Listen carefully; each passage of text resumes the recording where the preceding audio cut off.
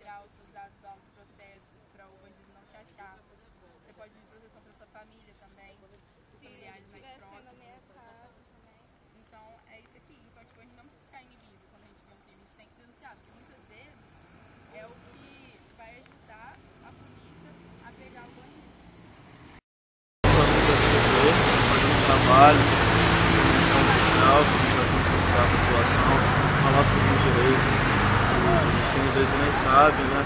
Como, por exemplo, que a gente pode denunciar, fazer qualquer denúncia anônima, sem poder ter qualquer risco, né, de ameaça e tal.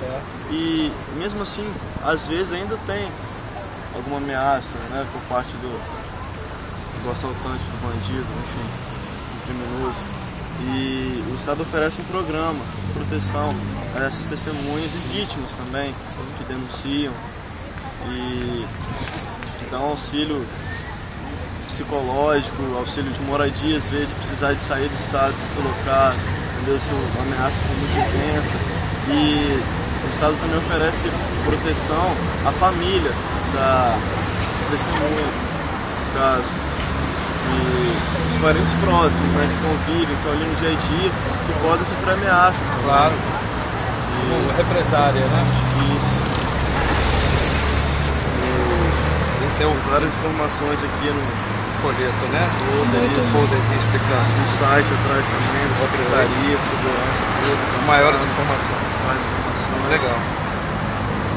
Não que eu queira ser testemunha de nada, presenciar nada, mas ninguém quer, né? É bom saber, né?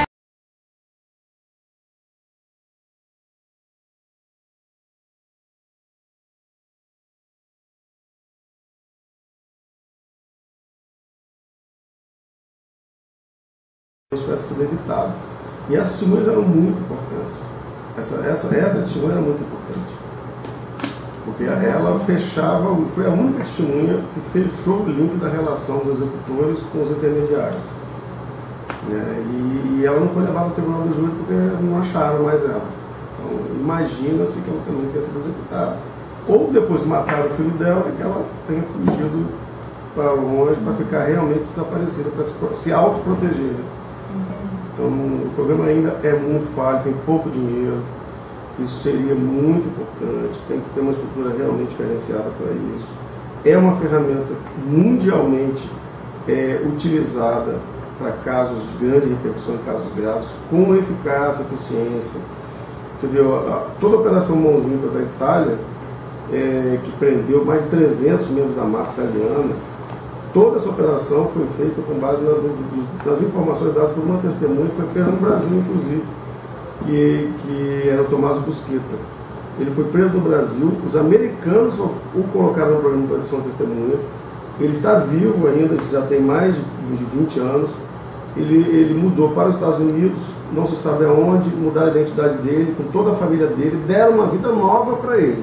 Porque a colaboração foi tão grande que ele deu, que desmantelou quase toda a máfia italiana. Então, assim, tem que se pensar na testemunha pelo valor, né, da colaboração que ela vai dar efetivamente. Então, é muito importante. E nós aqui não temos que trabalhar de forma eficaz. Infelizmente não. Tem muito que evoluir. Tá bom? Obrigada. Pela voz. Eu não registrei, inclusive, o nome dela, mas dias depois do depoimento dela, primeiro, mataram o filho dela. O mesmo modus operandi, mataram o Alexandre. 2 caras de moto, mataram o filho dela. E depois, ela sumiu. Ela simplesmente sumiu. Então, acredita-se que ela também tenha sido morta.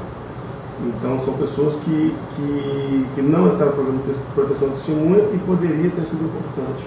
Poderia ter preservado a vida dessa testemunha. Mas tem algum motivo dela não ter entrado?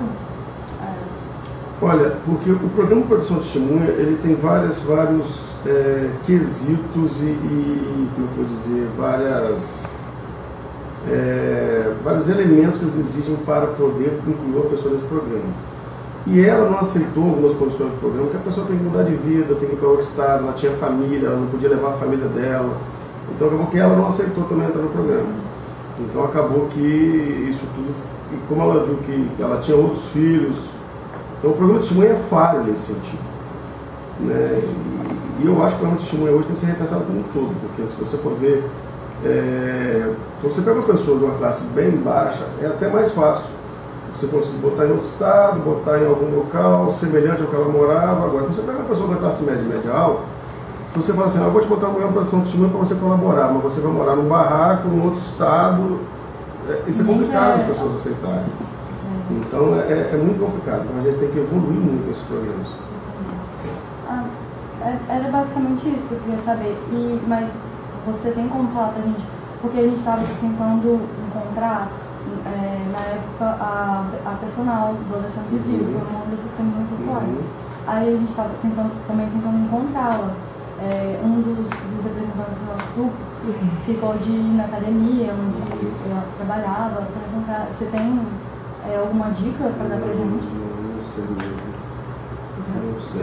Alguma das testemunhas para a gente encontrar e entrevistar? Não, realmente eu não sei, porque eu não trabalho no processo há muitos anos já, né? Então eu não sei, não tenho contato nenhum com testemunhos. Eu ouvi todas as testemunhas da instrução do processo, né? Foi eu que fiz a instrução, mas eu não tenho esse contato não. Obrigada. Tá bom.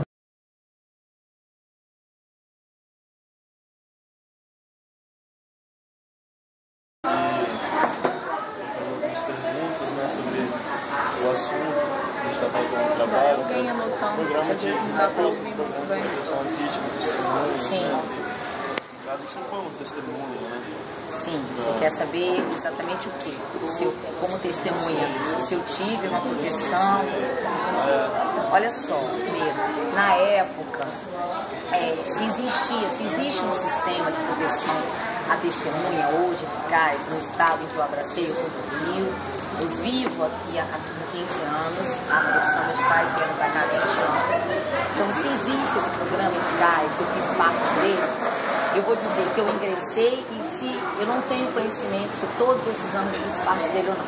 Porque na época, tá, as pessoas diretamente envolvidas, né, até o doutor Alexandre Pai, ele apenas me fez um pedido, que eu não faltasse a verdade, que eu respeitasse a memória do filho dele e relatasse exatamente o que aconteceu.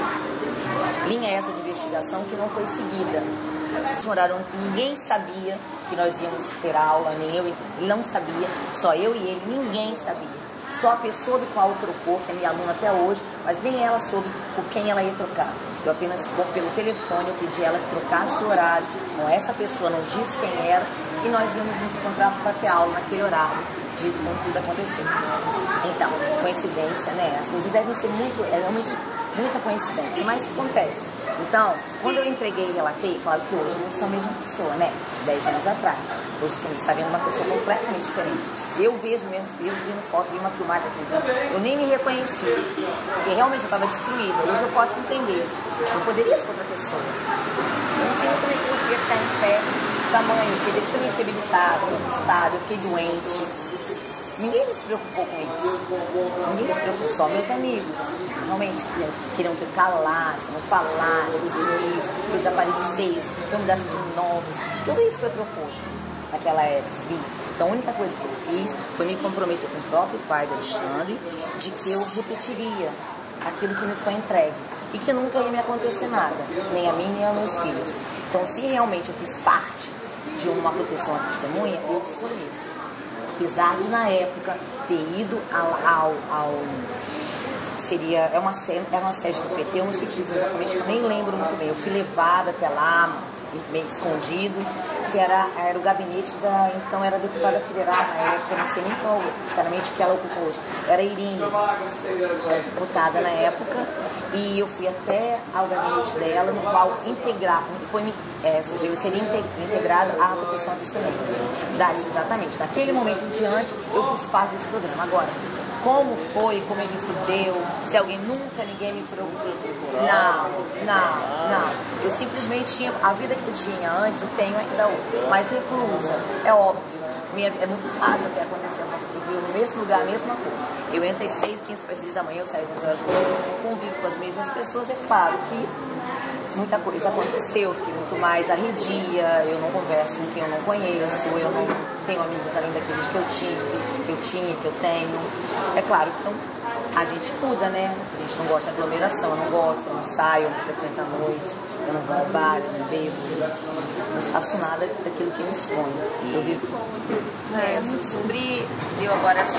eu acho que hoje, se existe, como por exemplo, na época, hoje ele faz parte de uma época era da Secretaria de Segurança Pública, era o Fernando Francischini. Eu acho que hoje ele é delegado federal. Na época, ele, com um monte de... Tipo assim, você tem que vamos trocar de nome, trocar os filhos. Tudo isso aconteceu assim, Júlia, mas nada disso eu aderi, nem supôs. Né? Não quero nem... Tinha a menor possibilidade daquilo acontecer. A única coisa que eu fiz, cautelosa. Obviamente que eu fui poder, né? Pai e mãe não falem, não comentem absolutamente nada. Os filhos a gente senta, né? Apenas coloca o que precisa ser colocado. Eles não entendiam muito, mas apesar de não gostarem daquela situação, leva para casa do irmão e todo mundo fica assim, os amigos ficam perto e a gente fica esperando a poeira baixar.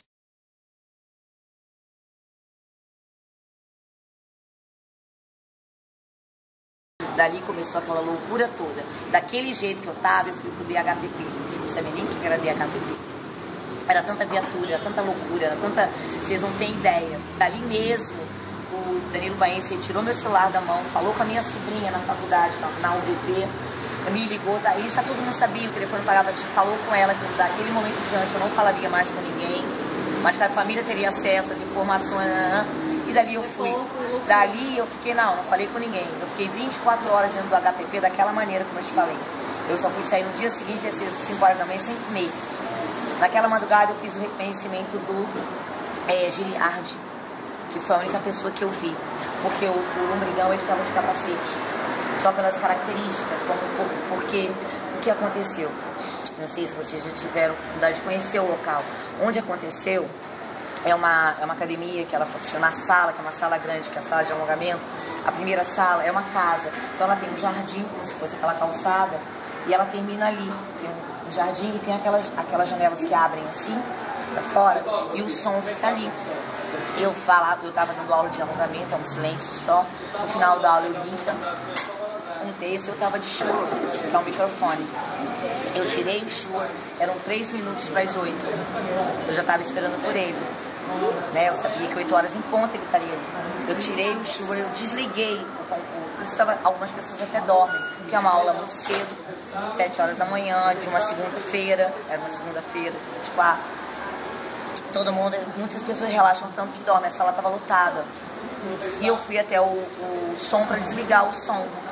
Quando eu desligo o som, eles estavam mais ou menos à distância, eu aqui e mais ou menos na edição Júlia, onde a Júlia está, mais ou menos.